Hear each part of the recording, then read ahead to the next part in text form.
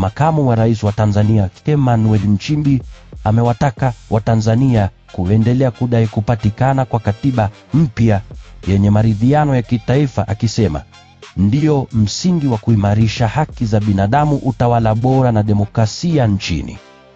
Akizungumza wakati wa kufungua mkutano mkuu wa ELIS wa mtandao wa watetezi wa haki za binadamu Tanzania jijini Dar es Salaam Ijumaa, Nchimbi alisema kama angepewa nafasi ya kuwaambia Watanzania jambo moja tu, angewaambia pambaneni mpate katiba mpya. Kauli hiyo inakuja wakati mjadala kuhusu katiba mpya ukiendelea nchini Tanzania. Mchakato wa kuandika katiba mpya ulianza mwaka chini ya Rais Jakaya Kikwete, lakini ukakwama mwaka kabla ya kupigiwa kura ya maoni.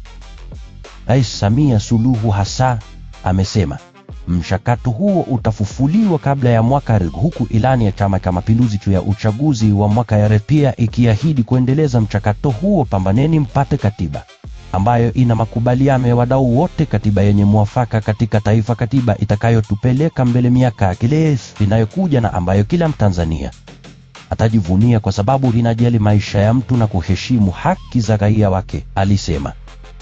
Makamu wa Rais alisema haki za binadamu si suala la sheria pekee, bali zinagusa maisha ya kila siku ya kila Mtanzania.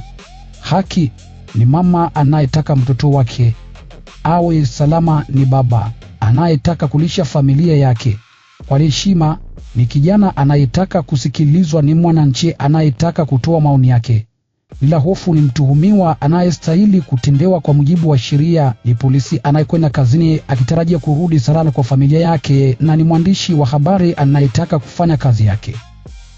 Hata kama hana cheo, hana fedha wala mtu wa kumsemea, bado ana utu, na kwa sababu ana utu anatamani, hapo ndipo haki za binadamu kuanzia, alisema. Ingawa wananchi na makundi mbalimbali huwasilishana dai mengi kwa wakati mmoja, msingi wa kuyatatua ni kuwa na katiba inayokubalika na wote. Ukisikiliza madai mengi ya watu mbalimbali, unakuta wamepanga mambo mengi kwa wakati mmoja. Lazima uchague jambo kubwa linaloweza kubeba yote katika nchini, katiba, alisema.